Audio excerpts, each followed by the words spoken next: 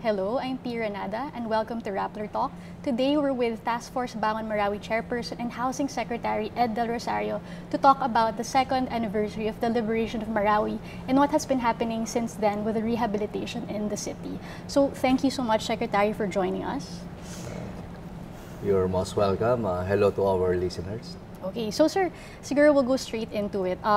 Of course, everyone is awaiting updates on Marawi rehabilitation. It's a very big issue for the Duterte administration. And a week ago, you were in Marawi, where you announced that the clearing operations have wrapped up and we can now commence with the construction po sa loob ng most affected area. So, you said then that we would be finishing the clearing of IEDs by end of the month, Yes. October. So, are we on track for that target? Actually, I can say that we are on track based on our master development plan. Now, with regards to the clearing, clearing is part of the debris management. There are two major components in debris management: clearing of unexploded explosives and ordnances, and the clearing of debris. So the clearing of unexploded bombs will be completed by October 31, just 6 days away. And we have scanned all the spots where the armed forces of the Philippines deployed the bombs through air. And we extended 50 meters from the supposed target. And we are almost done with the clearing of those 70 supposed bombs that should have exploded but did not explode. And there were instances that the bomb that should explode fully only exploded to a minimal extent. So we can still see the fragments still intact.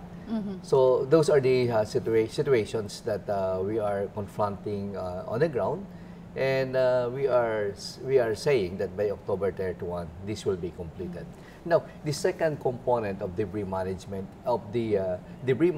is the clearing of debris, the identified structures with consent from the residents and with demolition order from the Office of the Building Official. It will be completed by November 30 of the year. That's why we have been saying that by December, the projects, infra projects that will be undertaken in the most affected area will commence by December. So sir, meaning when you say projects, these have already been bidded out to specific contractors? Yes, as early as this year, first quarter of the year, the different implementing agencies had already conducted their pre-procurement process. When we say pre-procurement will be short of award. So public bidding was conducted by the implementing agencies. Sir, can you remind us how many projects there are now that have been bidded out? Yung components po ng I think we have about here maybe about 20 to 22 projects. And these projects will be implemented by the concerned agencies. And you were saying that by December 2021, 95% of these projects would have already been Yes. Okay. By December 2021, maybe 95%. If we have to extend for a few months, but within the term of the President, we will be able to complete the rehabilitation. Sir, the contractors that were awarded these projects, are they all local companies? Yes, for the most affected area, all the implementing agencies conducted public bidding, and I was informed that the bidders were all local companies. Okay, and sir, the mode of procurement was the straight bidding, yung contract? Yes, 9184 procurement process. Okay. So hindi po siya negotiated procurement? Paano ba? The negotiated procurement was the debris management. Okay, so everything else was straightforward bidding? Public bidding. And except also the road infra that we need to implement immediately, and with the accompanying water, electric, and telecommunication facilities. Okay. This will be implemented by the National Housing Authority instead of the PWH for the road infra, for LUWA for the water utilities, NEA for the electric, and the ICT for telecommunications. It's very hard to undertake for different projects that must be connected. Imagine if the road infra will start by November or December, and the water, electric, and telecommunication will start 1-2 months after each other. There, it will not be integrated. The project will not be undertaken with the right synchronization. Pero sir, okay So- lang yun even if NIA does not have mandate over telecom? I mean, is No, there no, any... no. The National Electrification will be for the electrical projects. The ICT for the telecommunications. So yung na-delegate. connectivity sa ilalim, kailangan ito kasabay. So if they will be undertaking their own bidding process, we are not certain if they will be able to complete at the same time.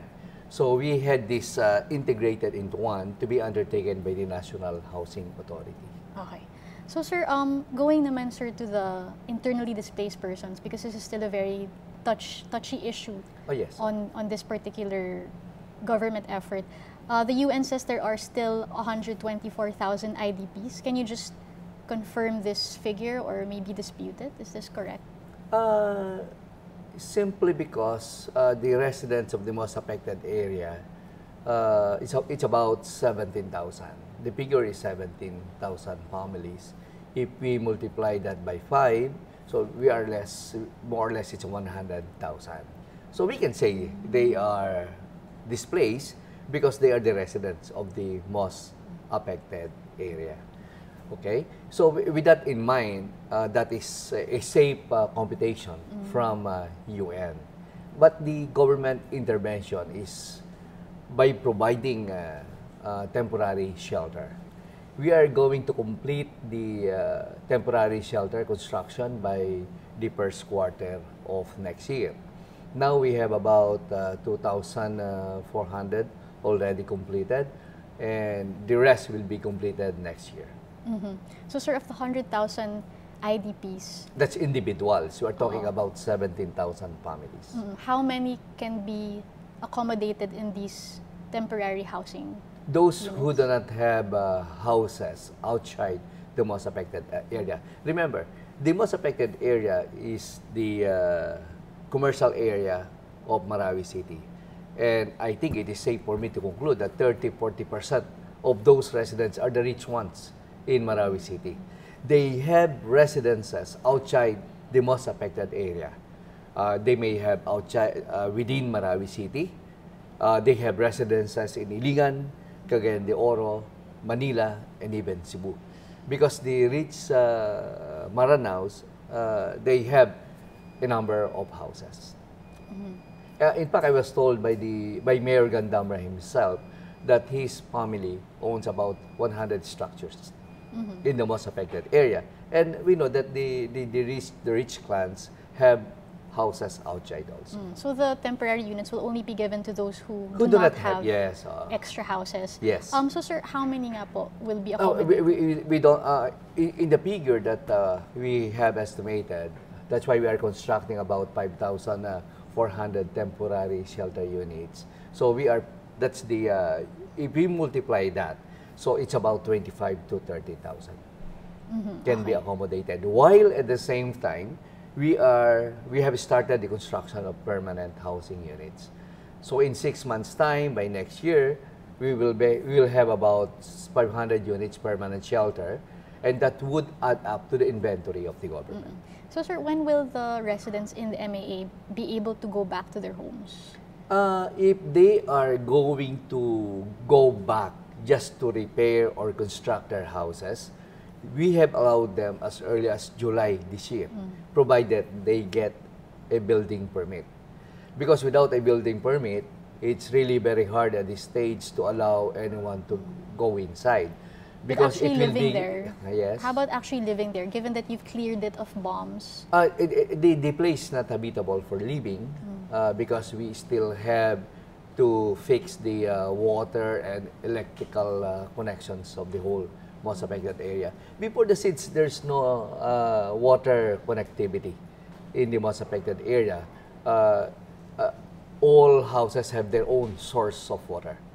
So there is no water district supplying water in the most affected area. They have their own pumps, they have their own generators. But this time, the government would provide a bulk water facility so that the whole residents can get from the water district. So you won't let them, kasi some are clamoring to be able to go home. Kasi sila na po bahala to get back on their feet. They just want to be able to like be in their homes. That would be chaotic again. Okay. If we are going to rebuild a devastated city, I think that is not the right way of rebuilding a city to make it better. If we will allow the IDPs to go back, that will be chaotic again.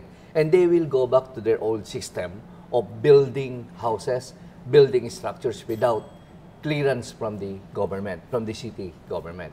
Now, we would like to make everything right, wherein they have to apply for the building permit from the city government, so that every household, every building that will be constructed must be recorded in the data bank of the city government. So in your timeline, when do they get to go back?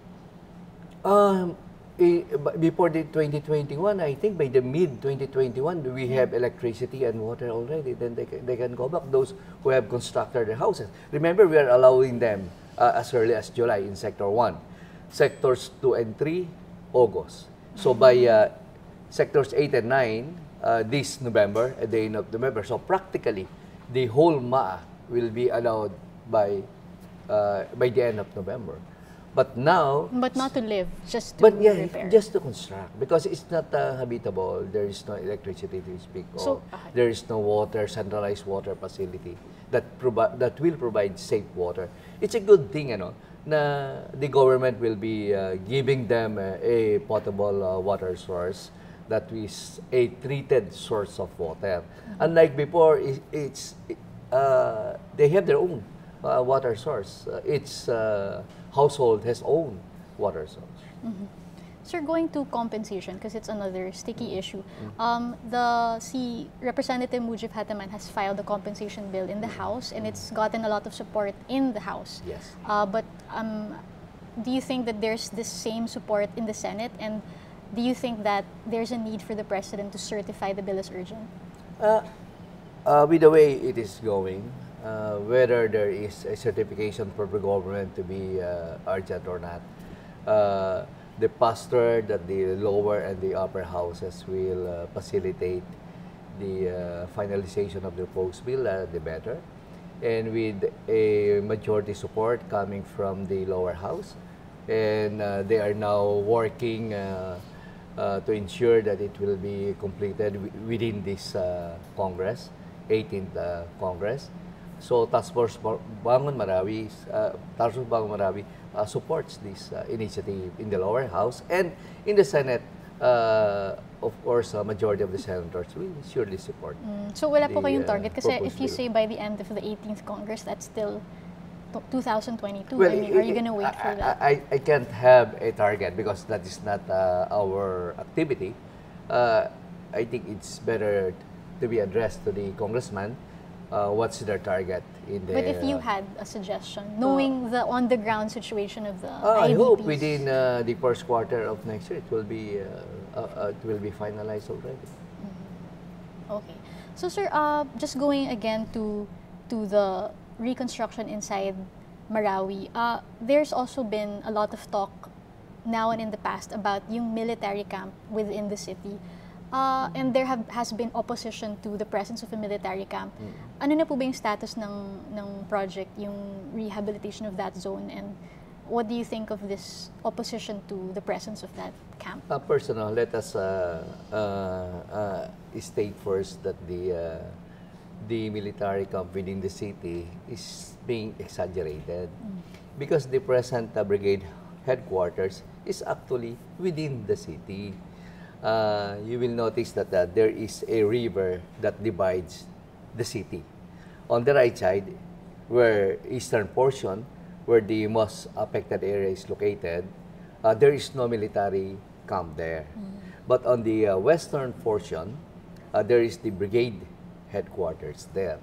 So, since per our experience, the central business district, which is the most affected area, is open to the Lake Lanao, and you can go to the most affected area by using the lake itself. And it is open, very vulnerable for security reasons.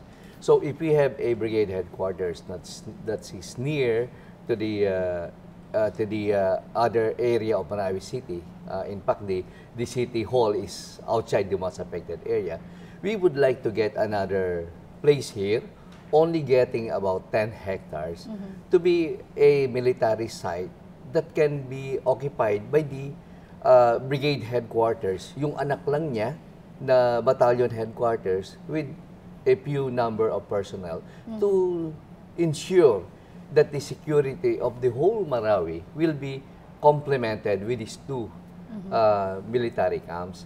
Kasi ang pinipicture ng ibang mga critics is militarization. No. What we are after is security and safety of the people. In fact, if you have heard, the governor of Lanao del Sur, Governor Adjong, even announced during the Marawi liberation last October 17 that he supports the extension of martial law in Lanao del Sur, not only in Marawi City, but in Lanao del Sur, if not the whole of Mindanao, because they feel secure with martial law, because the security forces are doing what is right, very professional in the implementation of the martial law.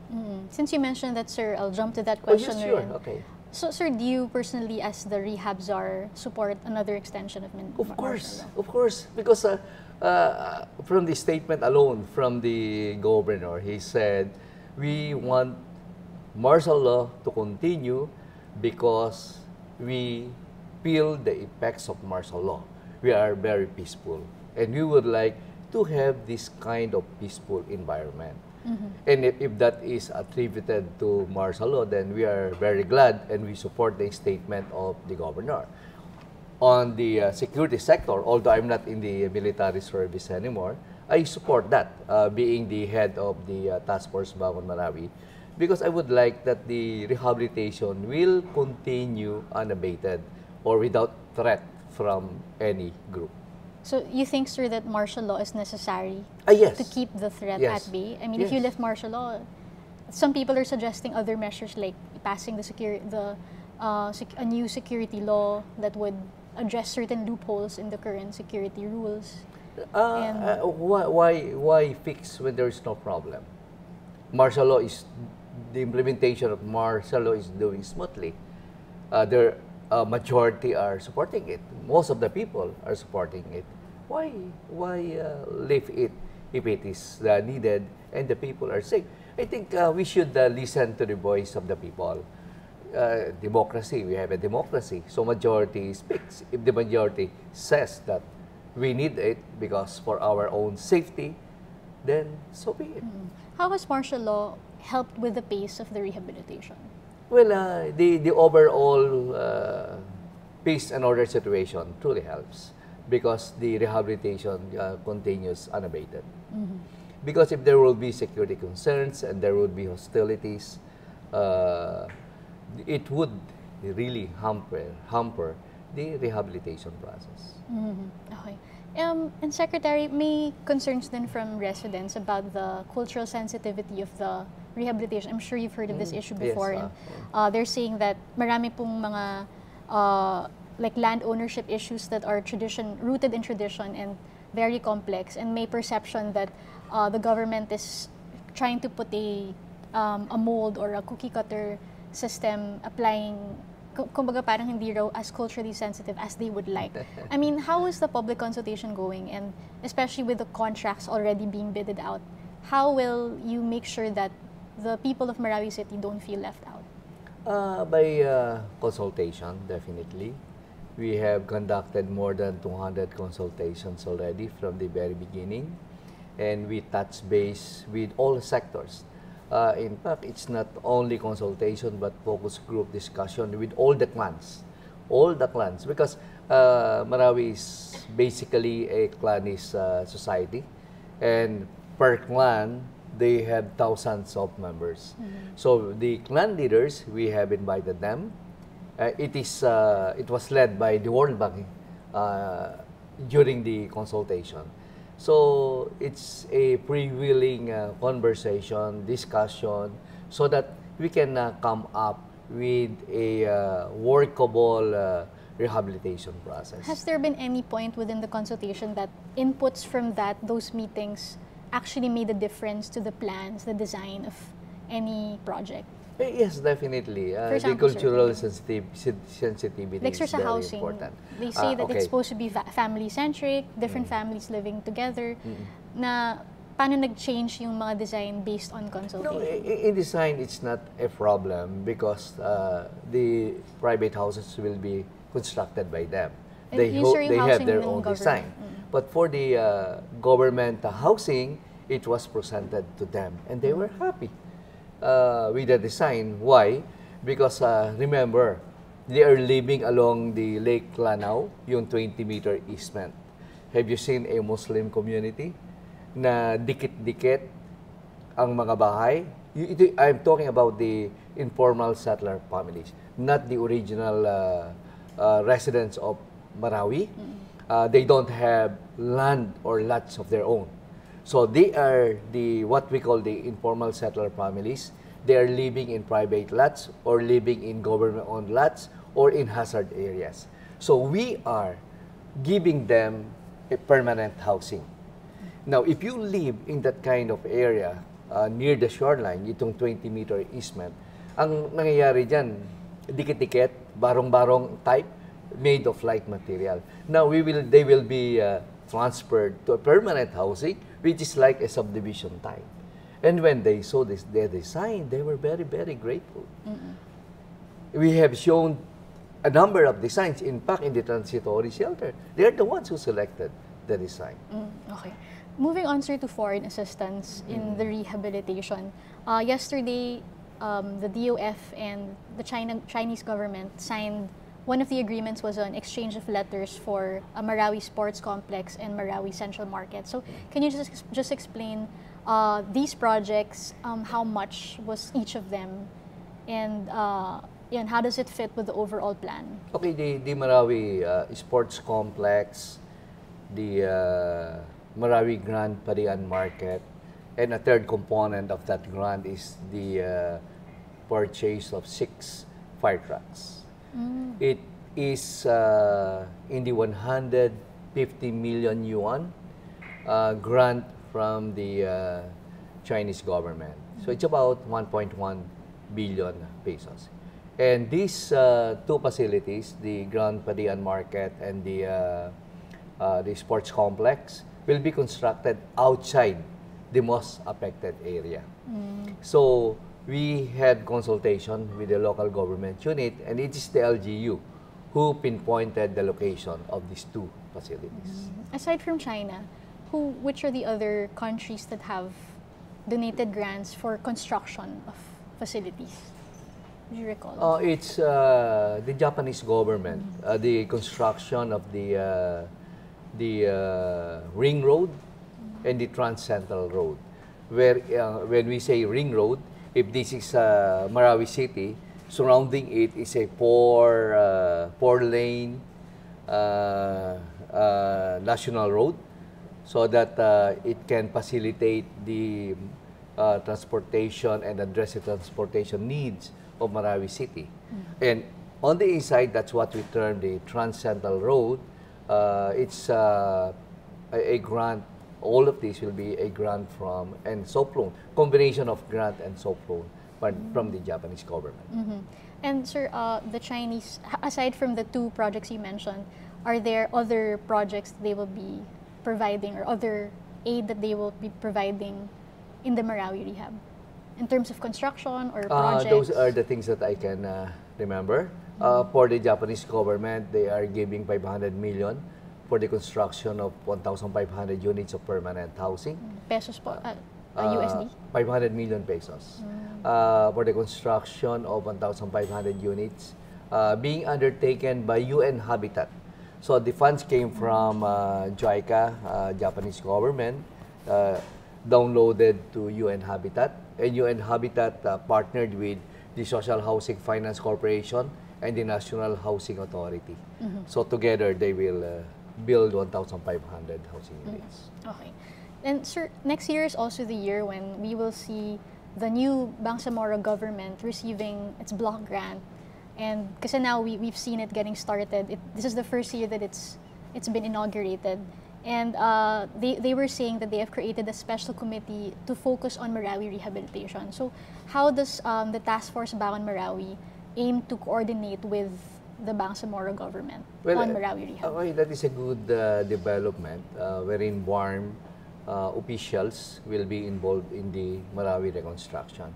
In fact, when it was announced last month, 2 weeks after, the committee had direct coordination with Task Force Bangon Marawi Field Office. And during that meeting, the field office headed by ASEC Felix Castro, together with the regional directors of other departments in Marawi City, they had a consultation wherein the field office briefed the members of the BARM committee in Marawi Rehabilitation about the status of the rehabilitation so that they will have common perspective and help each other in the implementation as well as in the consultation process. Because consultation is a continuing theme, and we need the participation of the local officials, especially the city government, provincial government, and now we can include BARM in the consultation process so that whatever they will get inputs from the local populace, they can immediately inform us. Although the field office is directly conducting consultation on its own. Have you heard from them any inputs on the rehabilitation so far? Have you met with the BTA committee? I met the head. I was there in one of the meetings, and in fact, during the second anniversary of the liberation, the deputy chief minister was there also, who happens to be a resident of Barangay Rororagos in Marawi City. So we are constantly having a dialogue on a personal as well on the official basis. What have we heard so far from President Duterte on the rehabilitation? Has he given any feedback?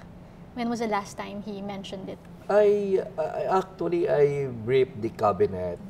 I think that was about August or September of the year, and I presented the whole concept of the rehabilitation, the timetable, and so forth, the challenges on land ownership and so forth. And I have informed the cabinet that we are on track with our timeline based on the Master Development Plan, and will complete the rehabilitation by December of 2021. May inputs ba si President? Did he have any concerns? Yeah, the President, if he is satisfied with the presentation, will not ask anything. He will just say that we just go on and do our job. In fact, when he was asked with regard to the IDPs clamoring to return to the IDPs, he said, the President said, if we have a problem on bombs, we can't help it. So let's support the rehabilitation. And we are very thankful for that kind of leadership because he has full trust and confidence in us. And that drives us more to deliver. Speaking of the land ownership issue, it's a very messy issue, as you have said. Yes. How are you planning to address this issue? I mean, how are you working around the fact that a lot of the the residents don't have land titles, but they see ownership of the land? So, paano po yung system dun? Okay. The land issue is being managed by the Land Resource Management Subcommittee headed by DENR. And so far they had conducted what we call social cartography to establish the claimants and locate the lots owned by this particular person. And we found out that more than 50% of lots in the most affected area have no titles, but merely tax declaration or claims based on physical occupation or occupancy of those lots. Now, what is the intention of the land resource management or the intention of the government? To fix the land ownership issue. we have also discovered that if you have a title and it is written in the title that the given coordinates is your lot, if you plot it on the ground, the actual location of the house in that particular lot is wrong. So we have to fix that. And at the end of the day, we will be giving a restructured title that would reflect the right coordinates based on the actual location. Because if we will insist on following the coordinates as written on the title, most often the house is located in other sites and there are occupants in that site already. So we will follow what is existing on the ground, correct the coordinates, and that's the title that we will give to the claimants. So what about, sir, the claimants who don't have a title? We will give them titles Based as on the long tax as declaration? yes, actual tax declaration and actual occupancy, and of course the support from the local officials who will attest that really Mr. So-and-so is the legitimate owner of that lot ever since.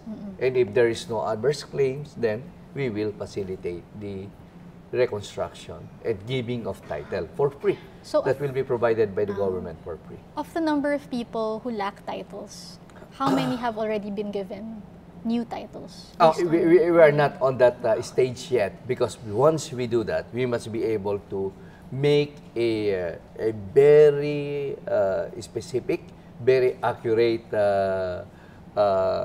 survey of the whole area.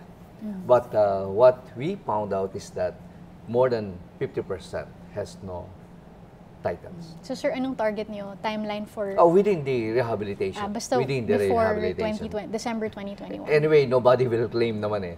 Ibig sabihin, there may be claims. If there is no adverse claim during the process, then there is no problem. Okay. What is important is that at the end of the rehabilitation, they will have their own titles. Okay. So, sir, going to our last question.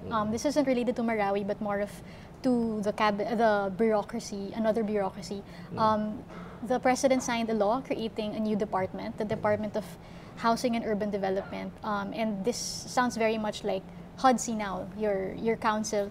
How does this new position affect your position?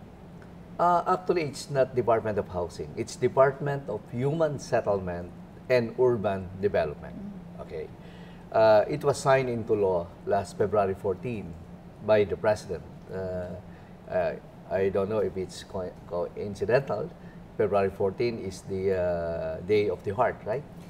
Because there are 81% of Filipino families would like to have a house of their own. So I would like to correlate this, that this is the gift of the President to the 81% Filipino families who would like to have a house of their own. Now, where will the department takes its roots? So it will come from the merging of the present HUDC, the Housing and Urban Development Coordinating Council, which I headed, and the HLURB, the Housing and Land Use Regulatory Board. So these two agencies will merge and to become the department. So based on that signing by the President, it is now a law, and we will be fully operational by January 1 of 2020. We are now in the transition period, because if you have a new department, we must have an organizational structure and staffing pattern that would be the basis of the manning and the eventual identification of the key officials that will man the new department. The organizational structure and staffing pattern is now with the Department of Management and Budget, DBM, and we are told that hopefully within the week or by latest next week, the OSSP will be approved by the DBM Secretary, and from then on, we will now effect the placement of personnel from November to December, so that existing manpower of HUDC and HLURB will be placed as first priority in the new department. Because we foresee that from the present figure of 500, we will increase by 1,500. So over a 3-year period from 2020 to 2022, we are going to hire additional 1,000 employees for the new department. Has the President mentioned if he will be appointing a new secretary, or will it still be you who will? At the moment, I provide the transition leadership as embodied in the Republic Act 11201. So I am now providing the transition leadership as the current chairman of HADC. If ever I will be appointed as the department secretary or not, it depends on the President's appointment, if he would like me to continue as the new secretary of the department. Okay, all right. So I guess we will just have to wait and see if the President will announce anything. Okay. Thank you so much, Secretary, for giving us this time for the interview. And we wish you the best of luck with the Marawi Rehabilitation. Again, this has been Pia Renada speaking for Rappler Talk, and we have with us Secretary Ed del Rosario. Thank you for watching. Thank you, Pia, and our listeners.